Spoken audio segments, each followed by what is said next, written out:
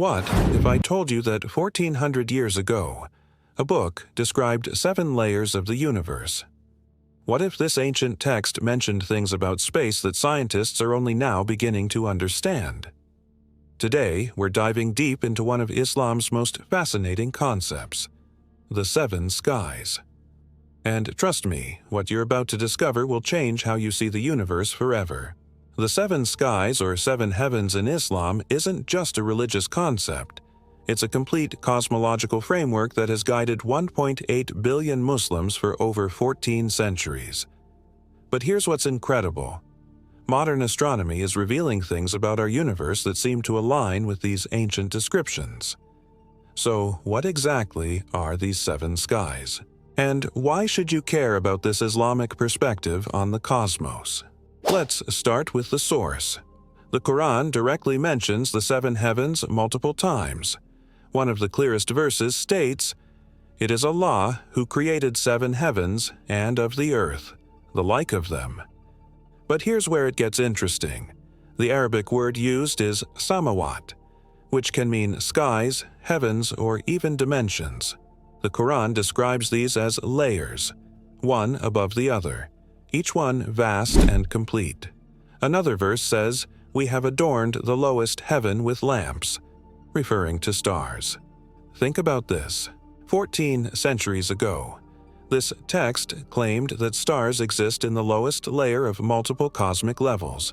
No telescope, no space exploration. Yet this precise cosmic arrangement was described. But the Quran goes further. It mentions that each heaven has its own purpose, its own inhabitants, its own unique characteristics. The 7 layers explained. So what are these 7 layers exactly? Let me break this down for you in detail. The first heaven is the closest to Earth. This is our observable universe. Stars, galaxies, planets, black holes. Everything astronomers study exists in this first layer. The Quran specifically calls this the lowest heaven adorned with lamps. These lamps, they're stars, billions upon billions of them. But here's the incredible part. Islamic tradition says this entire observable universe, spanning 93 billion light-years, is just the decoration of the first floor. Think about that for a moment. Everything NASA has ever photographed, every galaxy Hubble has captured, every distant quasar and nebula, all of it exists in just the basement level of a 7-story cosmic building. The second heaven is described as containing different forms of angelic beings. These aren't the cute winged figures from children's books. Islamic texts describe massive, powerful entities made of light, some with hundreds of wings, others so large they span distances between stars. This heaven also houses the souls of certain prophets and righteous people who have passed from this world. The third heaven gets even more mysterious. Ancient Islamic sources describe this as containing the tree of life, a cosmic tree whose roots and branches span incredible distances. Some scholars believe this represents the interconnected nature of all existence. Others see it as a literal cosmic structure that sustains life across the universe.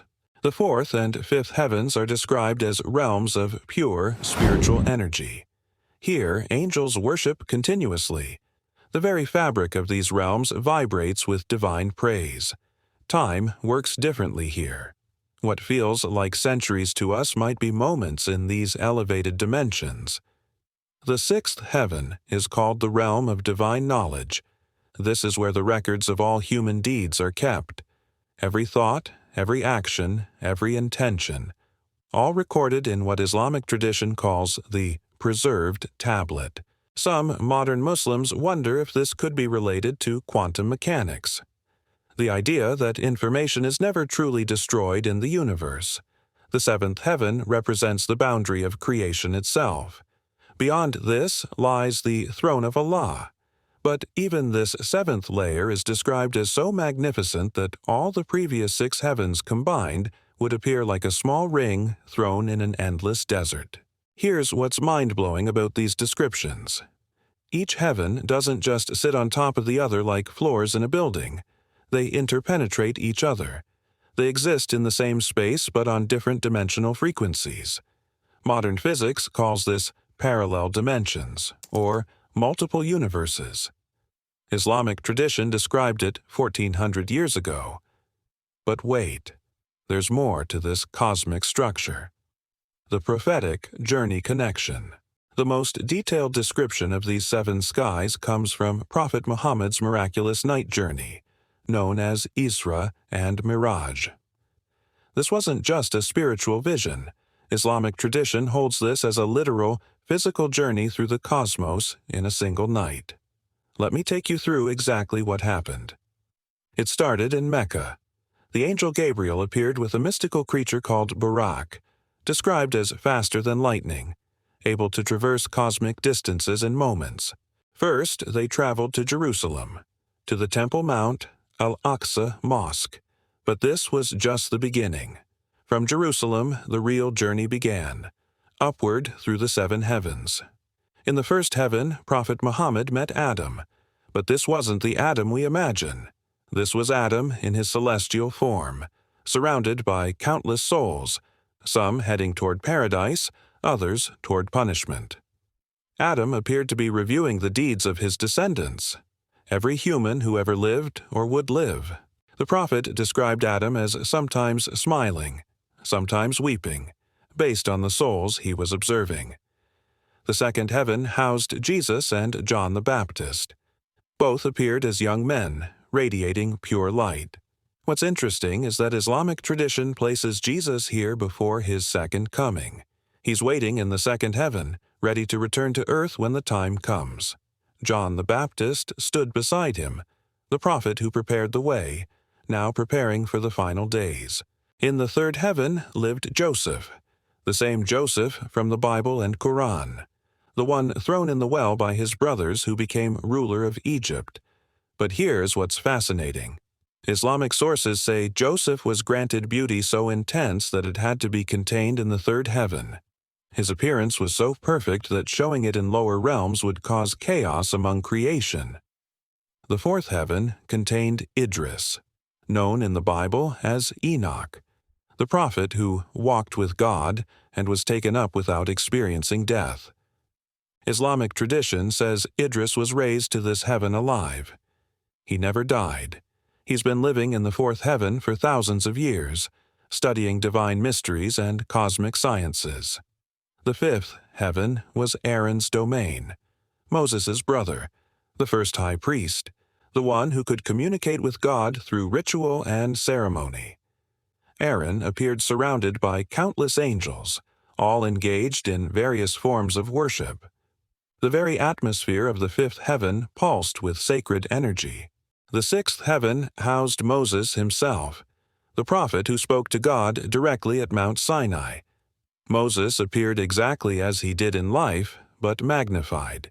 His spiritual power was so intense that the Prophet Muhammad initially hesitated to approach. This was the realm of direct divine communication. Finally, the seventh heaven. Here lived Abraham, the father of monotheism, the first to reject idol worship completely. Abraham sat with his back against the Beit al-Ma'mur, the celestial version of the Kaaba. Islamic tradition says 70,000 angels circumambulate this heavenly Kaaba every single day, never to return. New angels replace them continuously. But here's the crucial detail. Each prophet wasn't randomly placed. Their position reflected their spiritual rank, their specific mission in God's plan.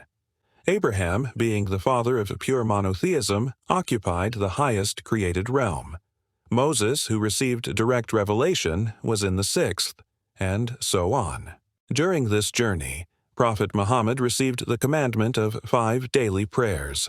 Originally, it was 50, but Moses advised him to ask for reduction, knowing human nature couldn't handle 50 daily prayers. This conversation between Moses and Muhammad, across heavenly realms, shows how these prophets continue to care for humanity even from their celestial positions. The journey ended at the Sidrat al-Muntaha, the Lote tree of the utmost boundary. Beyond this point, even Gabriel couldn't proceed. This marked the absolute limit of creation. Beyond lay mysteries that no created being could witness and survive. This wasn't just a mystical experience. It was a cosmic education, a detailed tour of reality's hidden architecture. Now, how do modern Muslims and scholars understand the seven heavens today? This is where things get really interesting because we're seeing fascinating parallels between ancient Islamic cosmology and cutting-edge scientific discoveries. Let's start with the literal interpretation. Many traditional Islamic scholars maintain that these are actual, physical layers of reality, 7 distinct dimensional spaces stacked one above the other. And you know what? Modern physics is starting to support similar ideas. String theory suggests our universe has up to 11 dimensions. Parallel universe theories propose infinite alternate realities existing alongside ours. The many worlds interpretation of quantum mechanics describes reality splitting into multiple branches with every quantum event. Dr. Maurice Bucaille, the French scientist who wrote The Bible, the Quran, and Science, pointed out something remarkable. When the Quran mentions 7 heavens, it uses precise mathematical language. The Arabic grammar suggests these aren't just poetic metaphors. They're describing actual cosmic architecture. Some contemporary Muslim physicists have proposed that the 7 heavens correspond to different dimensional branes in string theory. Dr. Abdus Salam, the Pakistani physicist who won the Nobel Prize, suggested that these heavens might represent different vibrational frequencies of reality, all existing in the same space but accessible only at specific energy levels. But here's where it gets even more intriguing. NASA's mapping of the cosmic web shows 7 distinct large-scale structures in the observable universe. 7 layers of galactic clusters separated by vast voids. Coincidence? Maybe. Or maybe ancient revelation understanding something profound about cosmic architecture. The atmospheric interpretation is equally fascinating. Earth's atmosphere has 7 major layers: the troposphere, where we live, the stratosphere with its ozone layer, the mesosphere, where meteors burn up, the thermosphere, where aurora occur, the exosphere at the edge of space, the ionosphere with its charged particles, and the magnetosphere protecting us from cosmic radiation. 7 distinct layers, each with unique properties and purposes. However, many modern Muslim scholars prefer the metaphorical interpretation. They see the 7 heavens as representing different states of spiritual consciousness, different levels of closeness to the divine. In this view, the number 7 represents completeness in Islamic numerology. It appears throughout the Quran, 7 verses in the opening chapter, 7 circumambulations around the Kaaba, 7 levels of paradise. Sufi mystics have long interpreted the 7 heavens as stages of spiritual development. Each heaven represents a different level of purification, a different degree of divine knowledge. The first heaven represents basic faith. The 7th represents complete unity with the divine will. This interpretation sees Prophet Muhammad's night journey not as physical travel, but as the ultimate spiritual ascension available to human consciousness. Contemporary Islamic philosophers like Sayyid Hossein Nasr argue that both interpretations can be true simultaneously. Physical and spiritual realities aren't separate. They're different aspects of the same unified creation. The 7 heavens exist as both actual cosmic structures and spiritual states of being. Here's what's remarkable about modern Muslim thinkers. They're not trying to force scientific discoveries to match religious texts. Instead, they're exploring how ancient wisdom might have understood cosmic truths that science is only now discovering. The Quran, its description of the universe expanding, we are expanding it, was revealed 1400 years before Hubble discovered cosmic expansion. Maybe the 7 heavens contain similar cosmic insights. Some Muslim scientists propose that the 7 heavens represent different scales of cosmic organization: quantum level, atomic level, molecular level, planetary level, stellar level, galactic level, and universal level, each operating according to different physical laws, yet interconnected in the grand cosmic design. But perhaps the most profound modern interpretation comes from studying consciousness itself. If awareness can exist at different levels, subconscious, conscious, higher conscious, maybe the seven heavens represent different frequencies of cosmic awareness, different ways that intelligence manifests throughout creation. Whether literal dimensions, atmospheric layers, spiritual states, or consciousness levels, the seven heavens serve the same purpose. They remind us that reality is far more complex and meaningful than our limited physical senses can perceive. The bigger picture. But the seven skies aren't isolated. They're part of a bigger Islamic worldview. The Quran also mentions 7 earths, and of the earth, the like of them. 7 layers below, 7 layers above. Earth sits in the middle. This creates a complete cosmic structure. Above the 7 heavens sits the throne of Allah, the Kursi, described as encompassing the heavens and the earth, the ultimate reality from which everything emanates. And here's what this teaches us about our place in existence. We're not just random accidents in an empty universe. We're part of an intricate, purposeful creation. Every layer has meaning. Every level has inhabitants. Every realm serves the greater cosmic order. The 7 skies remind us that what we see is just the beginning, that reality extends far beyond our physical senses, that consciousness, soul, and spirit operate on levels we're only starting to grasp. So, what does this all mean for you? Whether you're Muslim or not, the concept of 7 skies offers something profound. It challenges our materialistic view of existence. It suggests that consciousness and reality operate on multiple levels simultaneously. It reminds us to look up at the night sky with wonder. Those stars you see? According to Islamic cosmology, they're just the decoration of the lowest heaven. Imagine what lies beyond. It teaches humility. If there are 7 layers of heavens, each more magnificent than the last, how small are our daily worries? How petty are our ego battles? But most importantly, it invites us to expand our awareness, to consider that existence might be far richer, far more complex, and far more meaningful than we ever imagined. The 7 skies aren't just ancient religious doctrine. They're an invitation to cosmic consciousness, a reminder that we're part of something infinitely greater than ourselves.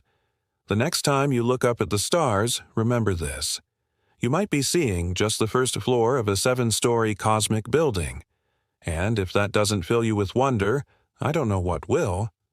What do you think? Do the 7 skies represent literal cosmic layers or metaphorical spiritual realms? Share your thoughts in the comments below. And if this expanded your understanding of Islamic cosmology, hit that subscribe button, because we're just getting started exploring the fascinating intersections between ancient wisdom and modern science. Until next time, keep looking up, keep questioning, and keep expanding your cosmic perspective.